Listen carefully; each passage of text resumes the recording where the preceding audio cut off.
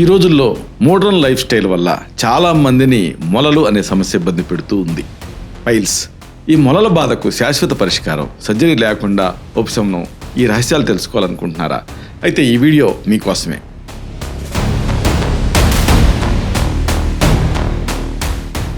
Operation చేయించుకున్న మళ్ళీ ఈ మొలలు తిరగబెట్టడం అనేది చాలా మందిలో సాధారణంగా కనిపించేటువంటి ఒక దృశ్యం.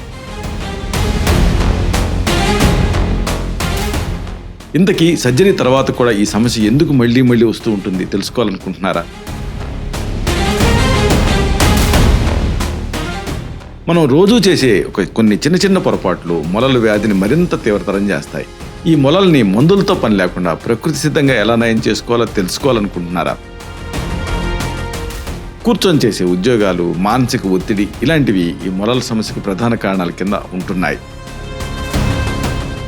మీ జీవనశైలిలో చిన్న మార్పులతో ఈ నరకేత నుంచి బయటపడటం అనేది తేలిక.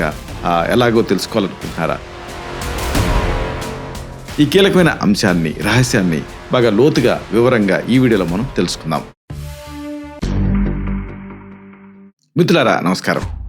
నేను మీ డాక్టర్ చిరుమామిళ్ళ మురళీ మనోహర్.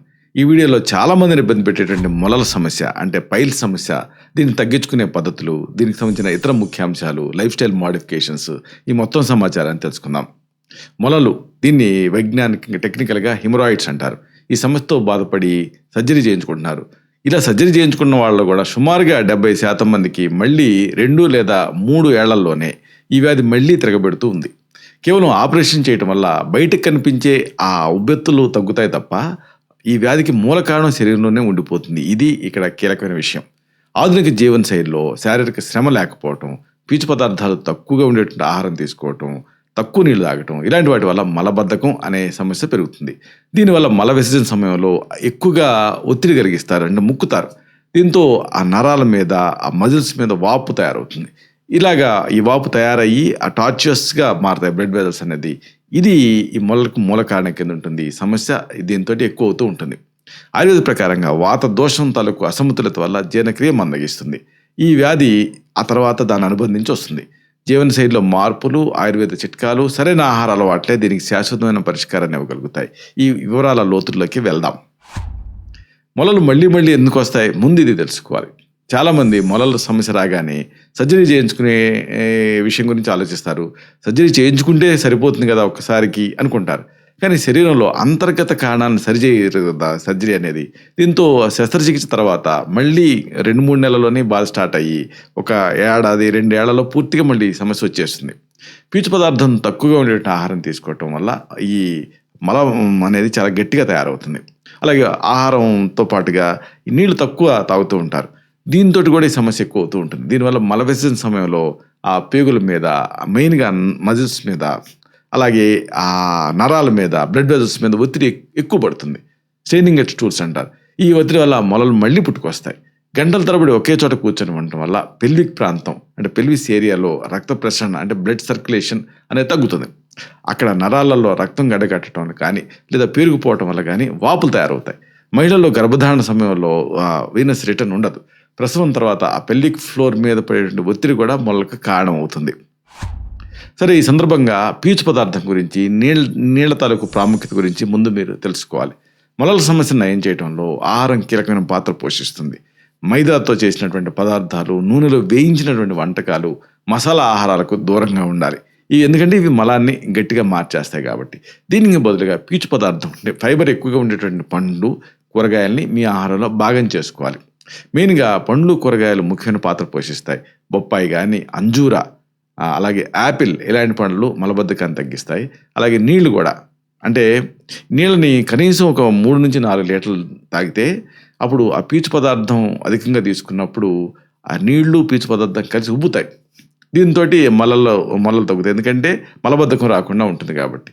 రోజు 8-10 గ్లాసులు నీళ్లు తాగటం, అలాగే పీచు పదార్థం తీసుకోవటం వల్ల ఆ పీచు పదార్థం మెత్తబడి మల విసర్జన అనేది సులభం అవుతుంది. నీళ్లు తక్కువగా తాగారనుకోండి, పీచు పదార్థం వల్ల మరింత గట్టిపడే రిస్క్ ఉంటుంది. కాబట్టి పీచు పదార్థం తీసుకున్నప్పటికీ నీళ్లు కూడా తాగడం చాలా ముఖ్యం. అన్నిటికీ మించి కూర్చునే అలవాటుని మీరు మార్చుకోవాలి. రోజంతా కుర్చీకే అతుక్కుపోయి పనిచేసే వాళ్ళల్లో ఇతరత్ర గుండె జబ్బులు ఇలాంటివి సరే కానీ మొలలు సమస్య తీవ్రంగా ఎక్కువ అయ్యేటువంటి అవకాశం ఉంటుంది. దీన్ని నివారించుకోవడానికి శారీరక కదలికలు అనేది అవసరం. కాబట్టి దీనికి బెస్ట్ పరిష్కారం ఏంటంటే నడక. రోజుకి కనీసం ఒక 30 నిమిషాల పాటు వేగంగా నడవండి. అసలైతే 45 నిమిషాలు నడవాలి. మొదట 15 నిమిషాలు స్లో, తర్వాత ఫాస్ట్, తర్వాత 15 నిమిషాలు మళ్ళీ స్లో. ఇలాగ బ్రిస్క్ వాకింగ్ చేయటం వల్ల జీర్ణక్రియ అనేది పెరుగుతుంది. పెల్విక్ ప్రాంతంలో ఉండేటువంటి నరాలకు రక్త ప్రసరణ మెరుగ్గా అందుతుంది. అలాగే ఆఫీసులో పనిచేసే వాళ్ళు ప్రతి 40 నిమిషాలకి ఒకసారి ఫోన్లో అలారం పెట్టుకోవాలి.